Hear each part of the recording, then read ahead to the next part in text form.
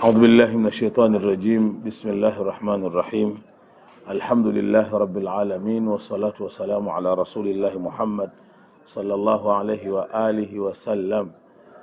Naam, leo tarehe 22 ya mwezi wa 4 mwaka 2025. Nitumie nafasi hii awali kabisa kukushukuru kwa kuamua kuja kuzungumza nami, na huu ndio utaratibu.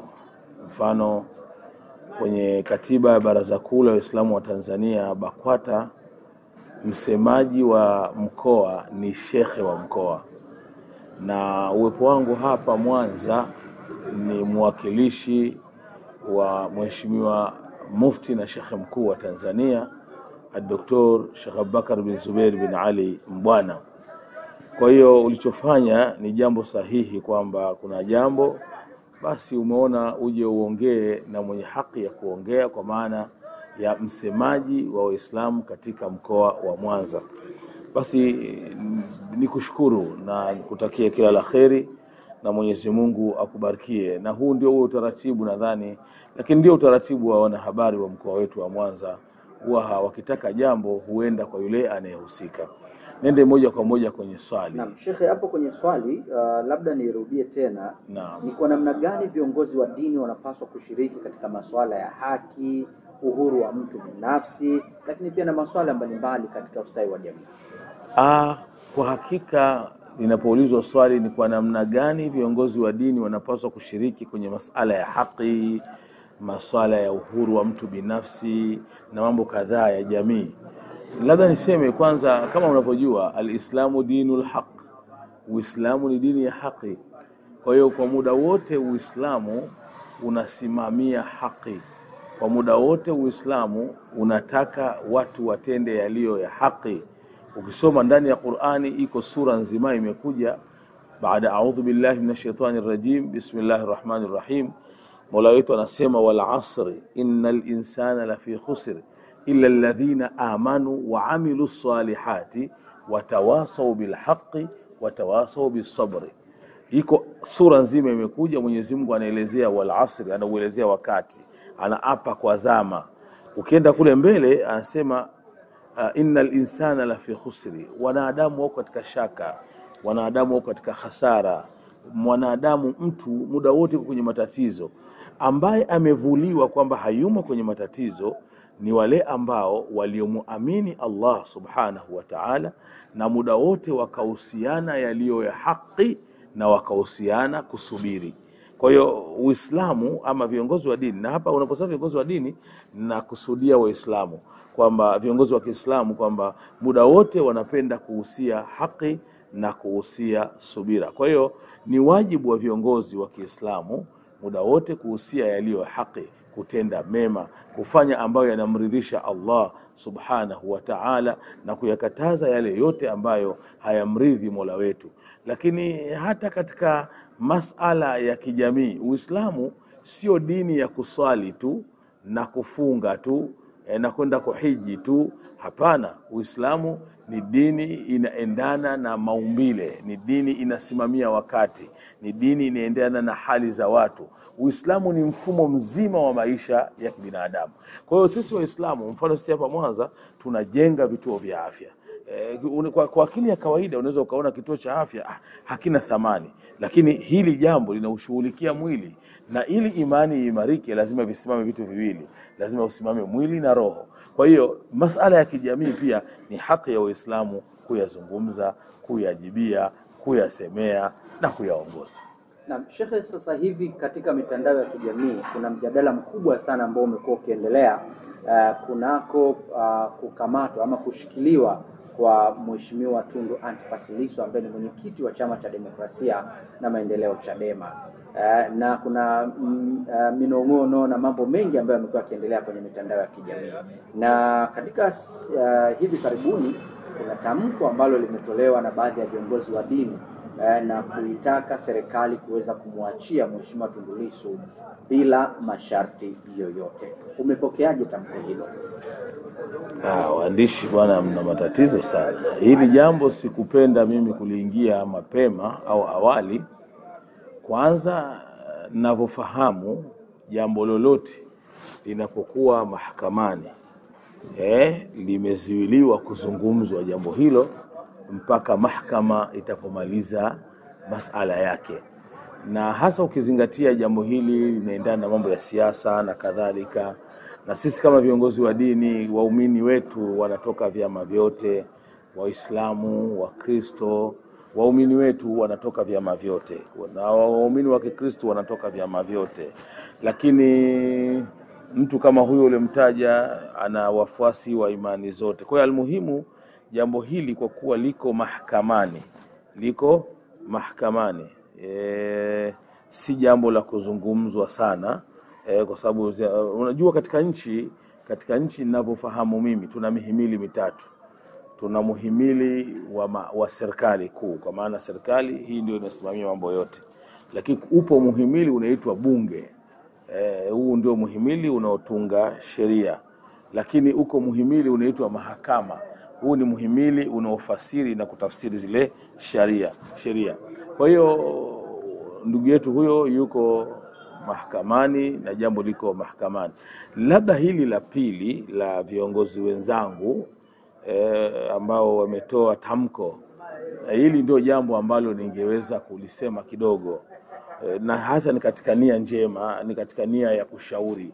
Unajua kanisa Katoliki kwetu ni kanisa kubwa, hasa katika nchi ya Tanzania na hata duniani ni kanisa kubwa, lakini ni kanisa lililojijengea heshima kwa muda mrefu sana.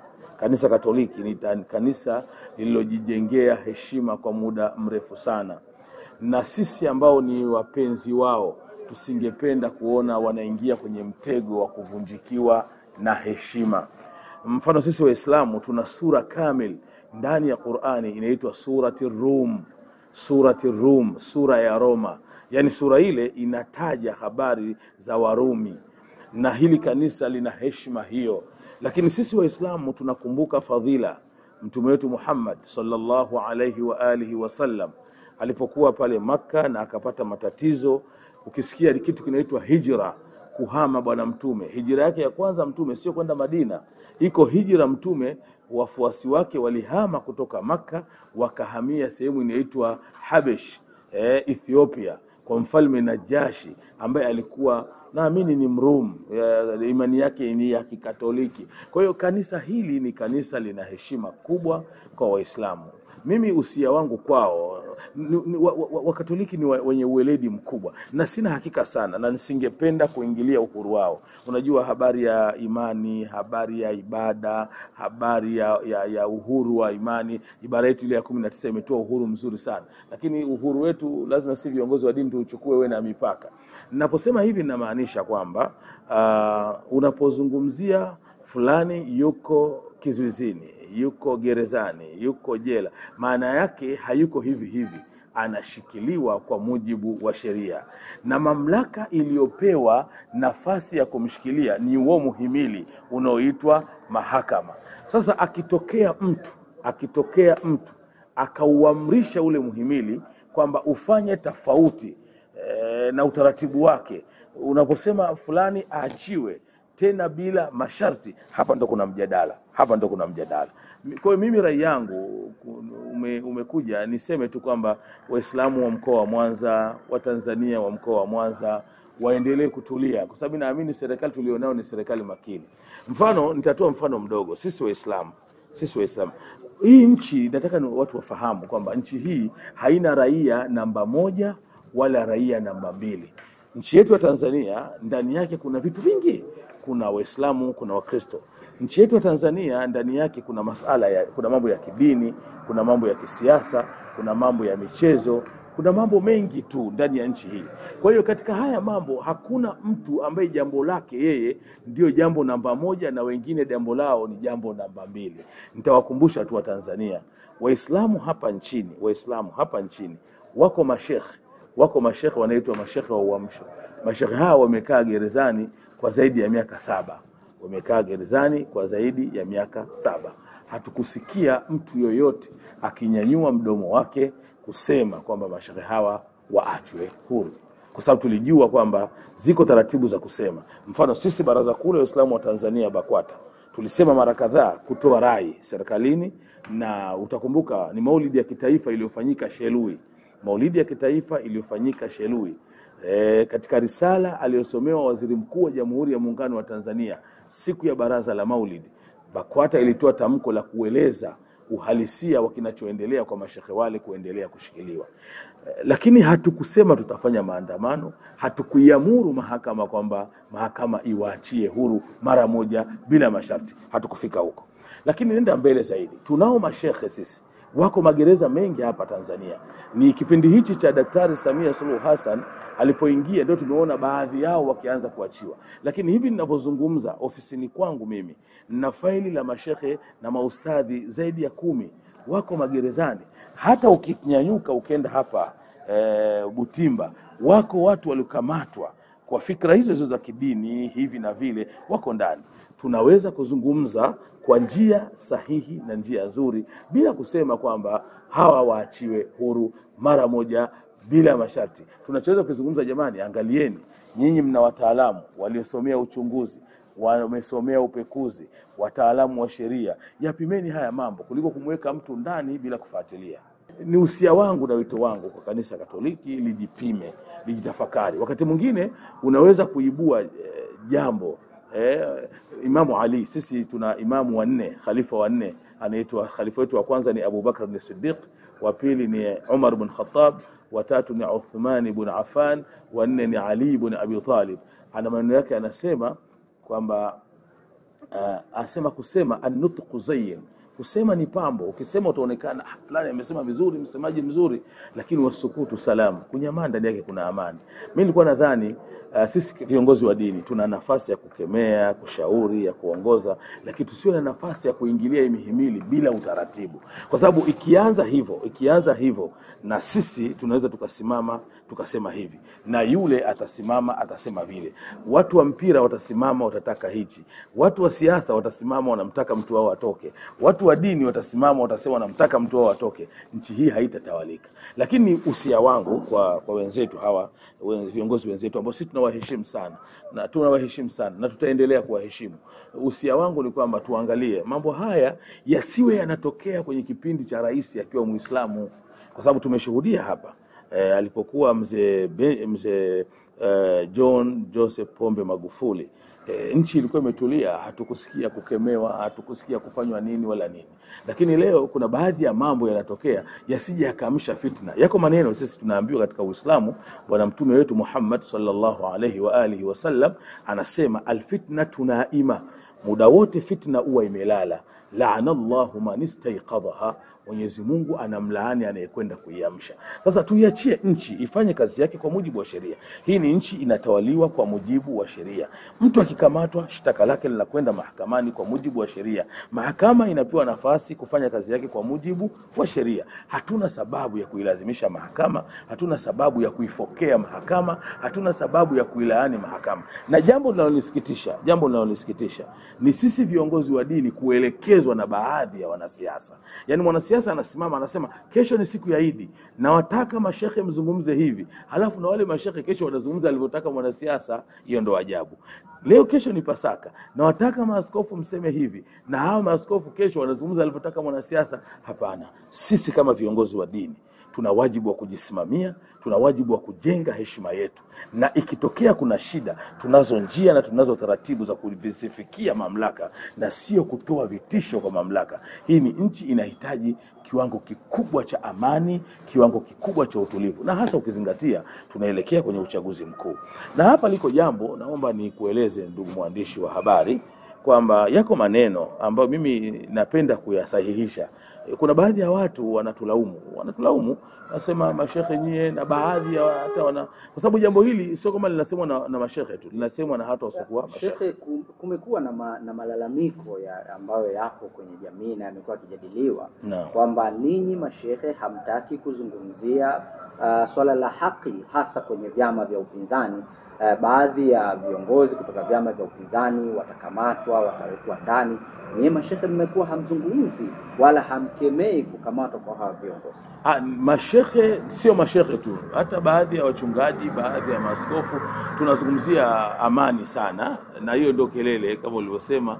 Tunalaumiwa kwamba baadhi mashehe hawazungumzii kuhusu haki, wanazungumzia kuhusu amani. Lakini nataka nitahadharishe na nitanabahishe.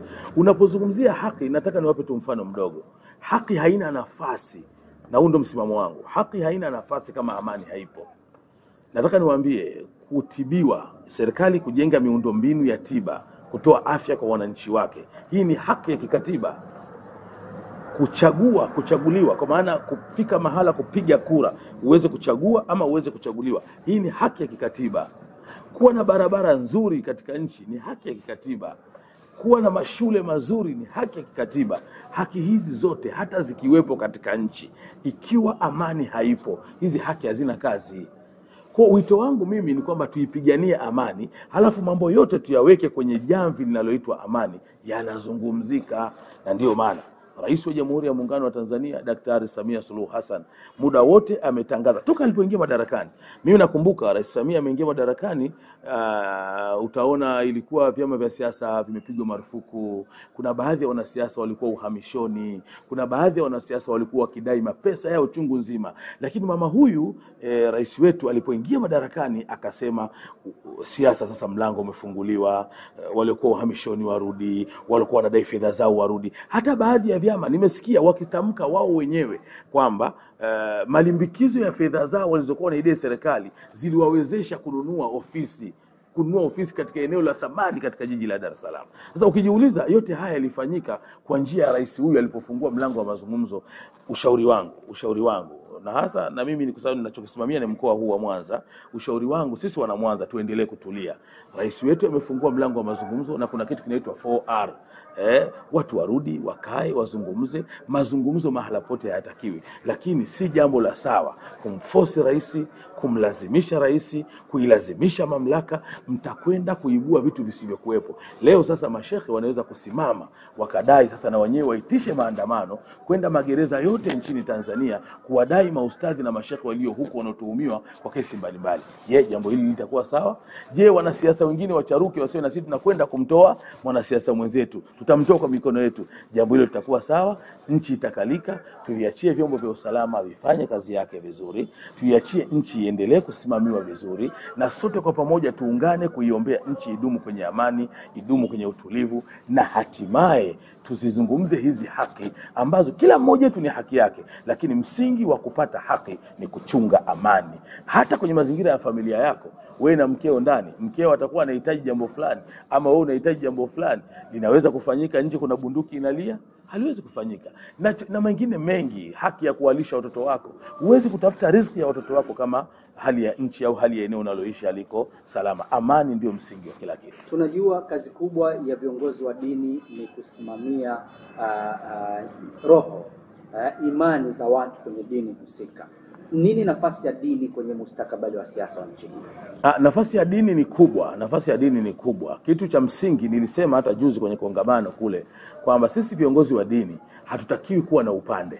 Sisi tunatakiwa kusimama katikati na tuseme yaliyo ya kweli. Mfano, mimi hapo unavyoniona nao wafuasi kutoka vyama vyote nchini, karibu 18 au 19 vyote vilivyosajiliwa.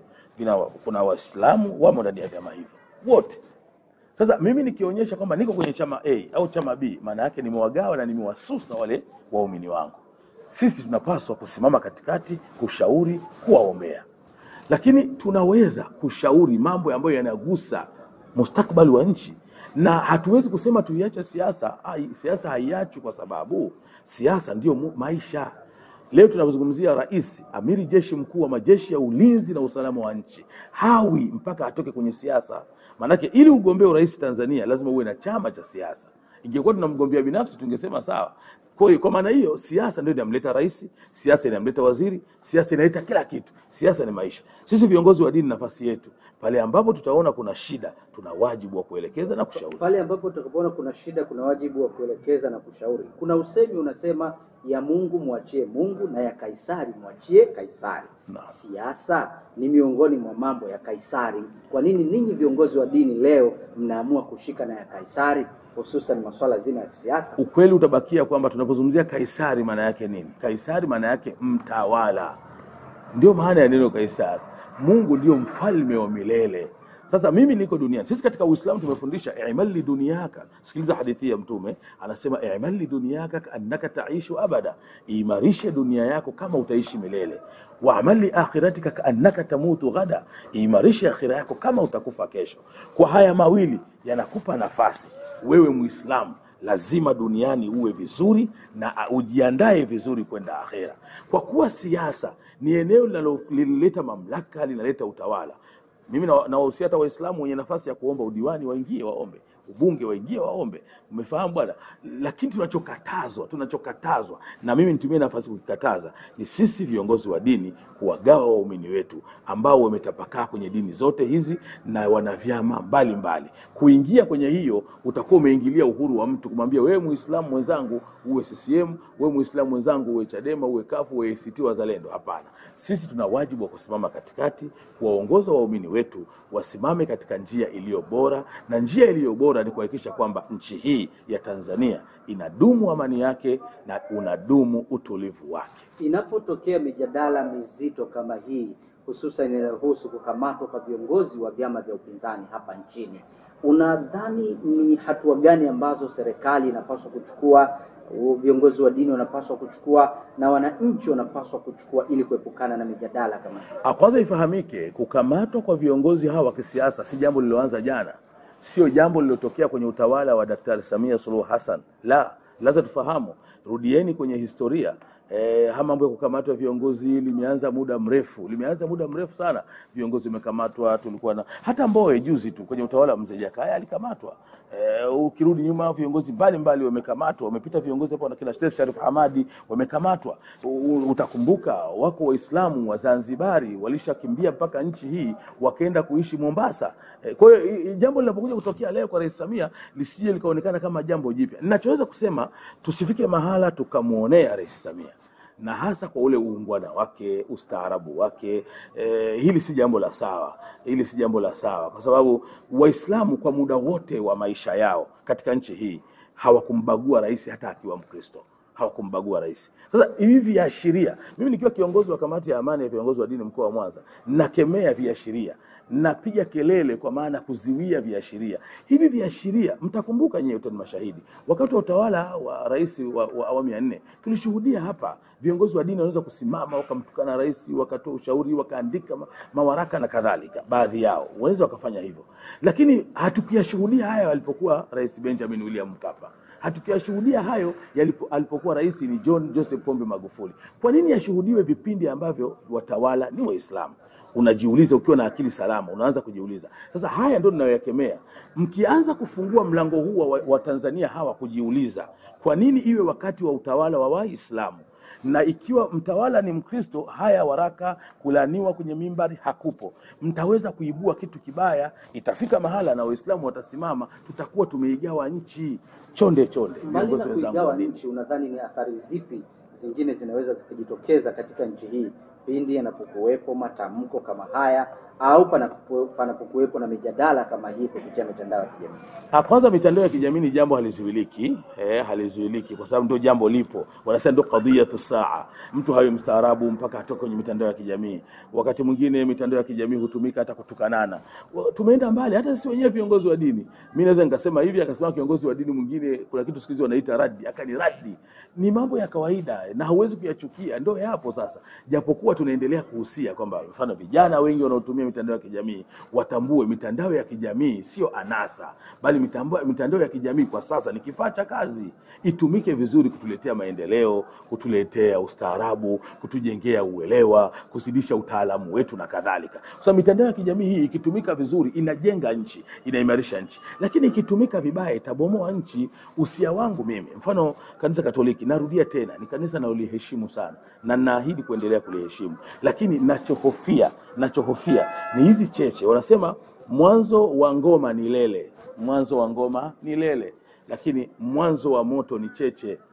ikitokea tunaruhusu kwamba unaweza ukasimama ukamkemea labda rais, ukaikemea serikali hiyo madarakani, wakati sisi viongozi wa dini tumepewa nafasi ya kukutana na hawa watawala. Kwa bahati nzuri tunakutana nao, tunazungumza nao, tunawashauri na matokeo yanapatikana. Mimi najua yako maeneo kadhaa, ima msikiti ima makanisa yanayahitaji serikalini, na labda walikuwa wameyakosa kwa masiku kadhaa, walipokutana na watawala wakazungumza nao wakawapa. Yako mambo tulikuwa tunadai sisi kama viongozi wa dini, hatimaye tumepata haki hizo kupitia mazungumzo. Tunashindwaje kwenye hili kukaa na kuzungumza nao kwa nidhamu na kwa adabu kuliko kuzua kitu kingine? Kwa sababu hofu yangu ni kwamba ikizuka kitu kingine, likatokea jambo ambalo linaweza kusababisha kuwagawa Watanzania. Hawa Watanzania hawa, jamani, mimi nina hakika hichi kilichotokea cha kuamriwa mahakama kuamriwa kwamba iwatoe watu ndani bila masharti, hili sio kwamba ni Wakristo wote wanalikubali, sio wote wapenda amani wote wanalikubali. Wako watu ambao wanaona huku tumekwenda mbali zaidi. Mahakama ni chombo huru, kipewe nafasi yake, kitoe taarifa yake, kitengeneze haki zake na kifikie katika hatua ile ambayo sheria inaikubali. Wito upi unatoa kwa Watanzania? Wito wangu kwa Watanzania, kipindi kama hichi tuendelee kuwa makini, tuendelee kuwa watulivu, tuendelee kuiombea sana nchi yetu, lakini tumuunge mkono rais wetu. Na kwa sababu tumuunge mkono, na maana kwa sasa rais ni Samia Suluhu Hassan, hatuna rais mwingine, na huyo yupo kwa mujibu wa katiba ya nchi. Unapozungumzia katiba ya nchi, maana yake ndio msahafu ambao Watanzania hao wamekubaliana nao uwaongoze.